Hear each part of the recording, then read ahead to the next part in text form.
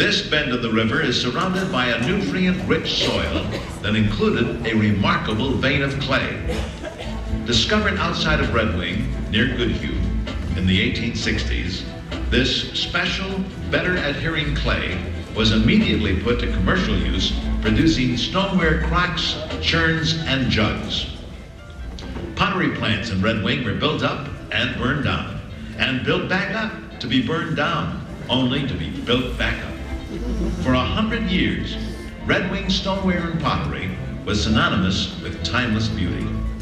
As times changed, so did the clay products manufactured. By the 1930s, the name stoneware had become the old-fashioned way of keeping food. The Red Wing clay industry shifted to creating pottery items like bowls, flower vases, lamps, pitchers, ashtrays, and eventually their trademark dinnerware. By the 1960s, cheaper foreign pottery imports and the development of plastics had taken its toll on the clay manufacturing industry. I told you, Jerry, the dollar raise is not negotiable. Otherwise, we'll see some problems. Problems? The problems are that union you're affiliated with, the Union of Oil, Chemical, and Atomic workers. Atomic workers. Yeah, you expect to be paid like atomic workers. You're not trying to understand the real problems here. Your real problems? How would you like my real problems, Vern? Foreign potteries are paying their Japanese workers 5 cents an hour to make a darn good copy of our product. Come on, Jerry, we're better than them. We're craftsmen, we're artists. Our pottery has more value because of our skills, our experience. But the plates end up costing twice as much. And the foreign competition just can't be beat. And then there's plastic. They don't cost a thing. We can offer your union 50 cents an hour increase. That's it. Maybe we can stay competitive. I want to compete and make quality products, but only for a fair wage. A 50-cent an hour increase is not fair. I'm sorry, Jerry, but you've given us no choice but to strike for better wages. Strike? Well, all I know is there are plenty of Japanese workers willing to make a darn good copy of our plate design all day long for 50 cents a day. Why would you want that, Vern? Why would you want to stop working with clay? Why? Don't ask him why.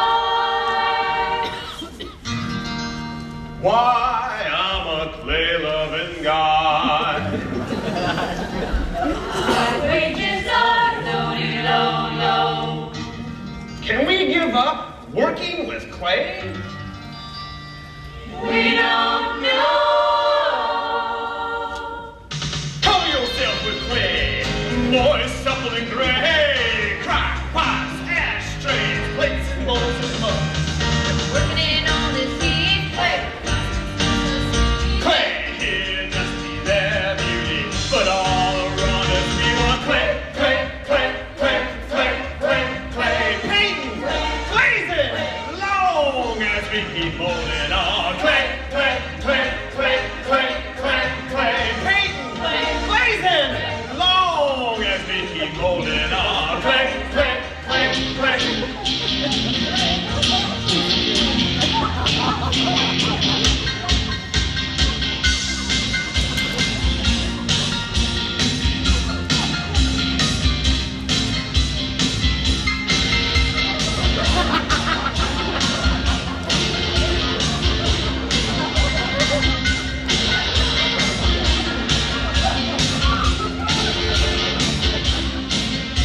We get here every morning, mine and Jerry. I'm the foreman. We're the guys in charge of the pottery.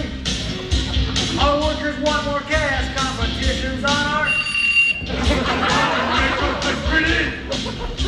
We know you guys are pros, but you're not just Van Gogh. And we can't compete with cheaper imports. You workers get annoyed. You should be glad you're employed. And make it all this hard out of play.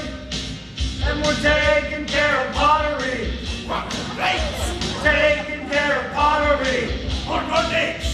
Taking care of pottery. We can't spin. Taking care of pottery, or else this is the end. Color our clay with paint, strokes long and straight. Taking care of pottery. We'll be fine. Daisy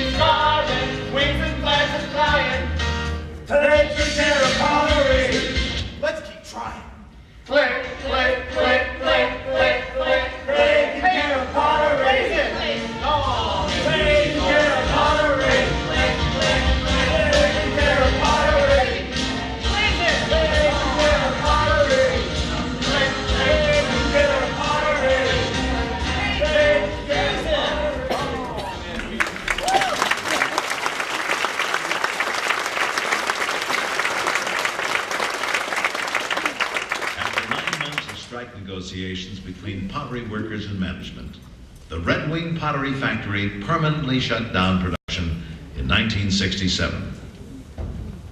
A decade later, those who loved the beauty and quality of Red Wing pottery formed a group, and for each of the past 27 years in July, the 7,000 members of the Red Wing Pottery Collectors Society gather in Red Wing to talk, trade, and share stories about the timeless beauty and integrity of Red Wing stoneware and pottery.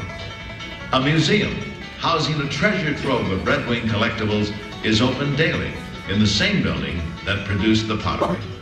It is pottery and beauty everlasting in Red Wing, as several Red Wing businesses still today create pottery by hand.